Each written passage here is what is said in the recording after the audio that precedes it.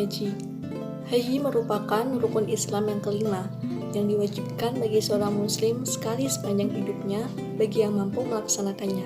Setiap perbuatan dalam ibadah haji sebenarnya mengandung rahasia. Contohnya seperti ihram sebagai upacara pertama. Maksudnya adalah bahwa manusia harus melepaskan diri dari hawa nafsu dan menghadap diri kepada Allah Subhanahu wa taala. Dalil Al-Quran dan hadis tentang haji. Dalam Al-Quran terdapat dalam Quran Surat Ali Imran ayat 97. Bismillahirrahmanirrahim. Walillahi 'alan nasi hijjul baiti man istata'a ilaihi sabila wa man kafara fa innallaha ghaniyyun 'anil 'alamin. Yang artinya, mengerjakan haji adalah kewajiban manusia terhadap Allah, yaitu bagi orang yang sanggup mengadakan perjalanan ke Baitullah. Barang siapa mengingkari kewajiban haji, maka sesungguhnya Allah Maha Kaya, tidak memerlukan sesuatu dari semesta alam.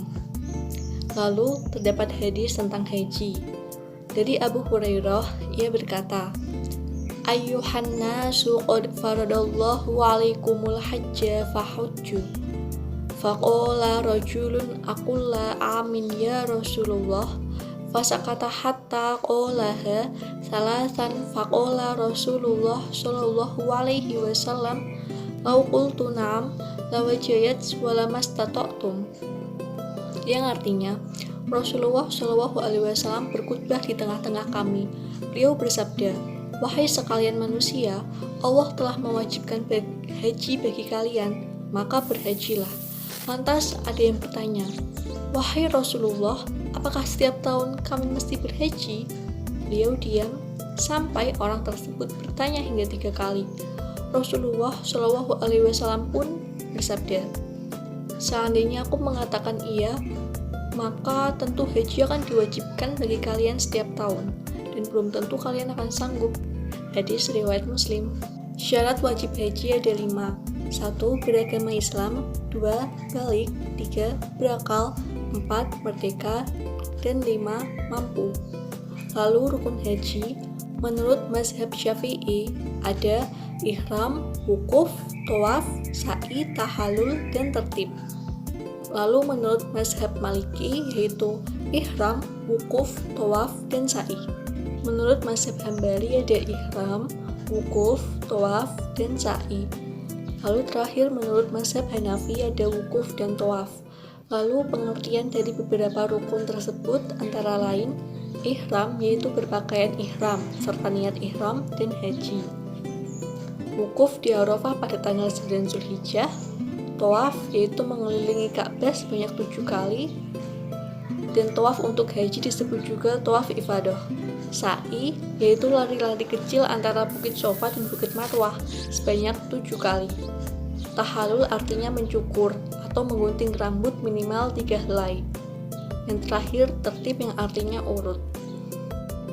Wajib haji yaitu sesuatu yang harus dikerjakan tapi sahnya haji tidak tergantung atasnya, karena dapat diganti dengan denda yaitu menyembelih binatang. Berikut kewajiban haji yang harus dikerjakan. 1. Ihram dan mikot. Ihram dari mikot yaitu memakai pakaian ihram tidak berjahit, dimulai dari tempat-tempat yang sudah ditentukan terus menerus sampai selesainya haji. 2. Bermalam di Muzdalifah sesudah wukuf pada malam tanggal 10 Dzulhijjah. 3. Bermalam di Mina selama 2 atau 3 malam pada hari Tasyrik tanggal 11, 12, dan 13 Dzulhijjah. 4. Melempar jumroh Aqobah 7 kali dengan batu pada tanggal 10 Dzulhijjah. Dilakukan setelah lewat tengah malam 9 Dzulhijjah dan setelah wukuf. 5. Melempar jumroh ketiga-tiganya yaitu jumroh ula, wusta, dan Aqobah pada tanggal 11, 12, dan 13 Dzulhijjah dan melemparkannya 7 kali tiap jumroh. 6. Meninggalkan segala sesuatu yang diharamkan karena ihram. Sunnah haji. A. Ifrad, yaitu mendahulukan haji terlebih dahulu baru mengerjakan umroh. B. Membaca tarbiyah. C. Wukuf tawaf kudum, yaitu tawaf yang dilakukan ketika awal datang di tanah ihram, dikerjakan sebelum wukuf di Arafah. D. Sholat sunnah ihram 2 rakaat sesudah selesai wukuf, utamanya dikerjakan di belakang makam Nabi Ibrahim. E. Bermalam di Mina pada tanggal 10 Dzulhijjah. F. Tawaf wada, yakni tawaf yang dikerjakan setelah ibadah haji untuk memberi selamat tinggal bagi mereka yang keluar Mekah. Keutamaan ibadah haji. A. Haji adalah amalan yang paling utama. B.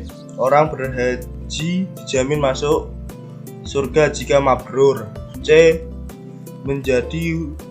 Cara menjadi haji mabrur.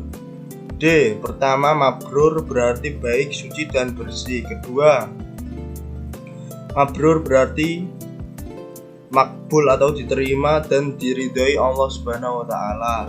F. Orang berhaji adalah tamu Allah yang doanya akan dikabulkan. Macam-macam dam atau denda. 1. Menyembelih seekor kambing yang sah untuk korban, untuk disedekahkan kepada fakir miskin. Kalau tidak bisa, boleh diganti dengan puasa 10 hari. 3 hari dikerjakan pada waktu haji dan 7 hari bisa dilakukan di kampungnya setelah pulang haji. Denda ini diberikan kepada yang A. Mengerjakan haji secara tamattu.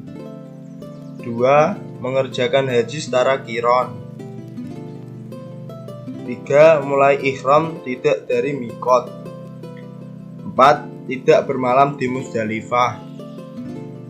5. Tidak bermalam di Mina. 6. Tidak melempar jumroh.